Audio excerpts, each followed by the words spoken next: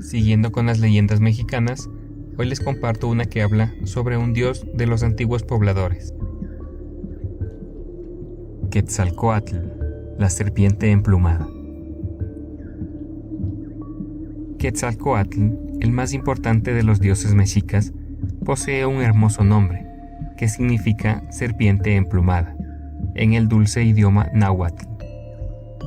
Hace muchos cientos de años, cuando el dios supremo Tonacatecutli, señor del sustento, llevó a cabo la creación del mundo y lo dividió en tierra y mar con un soplo divino. Poco después volvió a soplar y creó a Quetzalcóatl, para que viniera a salvar al mundo y para que diera fertilidad a la tierra 2 veces por año. Tonacatecutli y Tonacacíhuatl, la pareja creadora, tuvieron 4 hijos: Tlatlauqui Tezcatlipoca, espejo negro que humea; Xipetotec, nuestro señor el desollado; Yohuali Eecatl Quetzalcóatl, viento oscuro; y Huitzilopochtli, colibrí zurdo. Cada hermano representaba un espacio sagrado y un color. 600 años después de nacidos, los dioses creadores enviaron a Quetzalcóatl y a Huitzilopochtli a ordenar el mundo. Quetzalcóatl creó el primer hombre del quinto sol.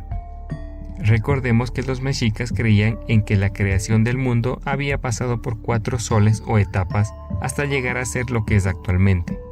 En el quinto sol, Quetzalcóatl bajó al Mictlán, acompañado de su gemelo Xolotl, en busca de los huesos divinos de generaciones anteriores.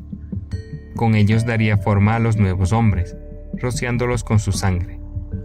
Mictlantecutli, señor del inframundo, aceptó que el dios se llevara los huesos, pero informó del hecho a los otros dioses, para que se lo impidieran y destruyeran los huesos, y arrojasen al dios en un hoyo. Cuando Quetzalcóatl volvió en sí de la caída, envolvió los huesos y los llevó a Tamuanchán, el paraíso situado arriba de los 13 cielos, donde con la ayuda de Quilatzli, el dios de los vegetales, los molió y mojó con sangre de su miembro viril. Así les dio vida a los seres humanos. Una vez creados los hombres, Quetzalcóatl les proporcionó los conocimientos necesarios para su supervivencia. Transformado en hormiga negra, se introdujo en la montaña escondida de los mantenimientos y tomó unos granos de maíz que llevó a Tamuanchán. Los dioses del paraíso decidieron que este cereal fuera el alimento primordial de los indígenas. Tiempo después, Quetzalcóatl rescató a la diosa Mayahuel, prisionera de los Tzitzimime, los demonios celestiales, y proporcionó a los humanos el maravilloso pulque. La serpiente emplumada enseñó a los hombres a medir el tiempo, a conocer el movimiento de los astros, les dio la escritura y el calendario agrícola y sagrado para que pudieran realizar los ritos y ceremonias religiosos. Quetzalcóatl usaba un penacho de plumas en la cabeza, el quetzali. El cuerpo y la cara se los pintaba de color negro. Vestía una camisa bordada, orejeras de turquesa de mosaicos y collar de caracoles de acero. Su divisa eran llamas de fuego hechas con plumas rojas y azules. Llevaba sandalias de piel de tigre pintadas de negro, adornadas con caracolitos de mar. En la mano izquierda portaba un escudo con un dibujo de 5 ángulos llamado Joyel del Viento, que no era otra cosa sino un caracol cortado a lo largo. En la mano derecha sostenía un báculo con piedras preciosas y empuñadura de oro. Tal era la imagen de este fabuloso personaje dual, mitad humano, mitad dios, que gobernó en la ciudad de Tula.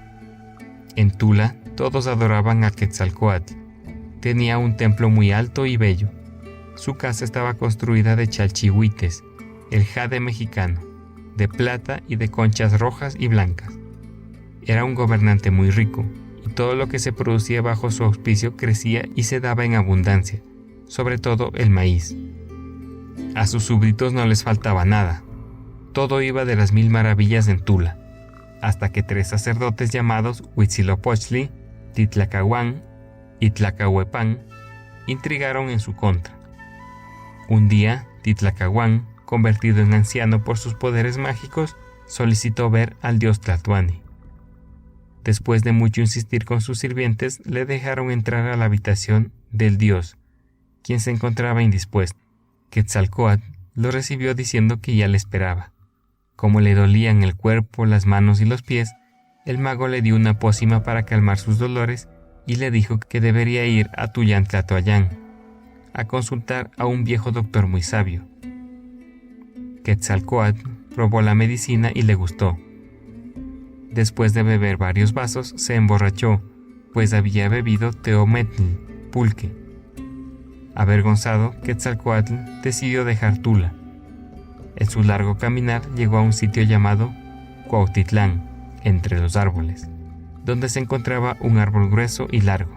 Al verse en un espejo que sus sirvientes le dieron, el dios se consideró muy viejo y decidió nombrar al lugar Huehuecuautitlán, Cuautitlán Viejo. Siguió caminando durante muchas horas con el séquito que le acompañaba. Cansado, se sentó en una piedra en la que quedaron marcadas sus manos y sus nalgas. Miró hacia Tula y la tristeza le hizo llorar. Sus lágrimas horadaron la piedra. Este lugar fue llamado Temacpalco, piedra horadada. Continuó su marcha hasta llegar a un río, donde edificó un puente de piedras para cruzarlo.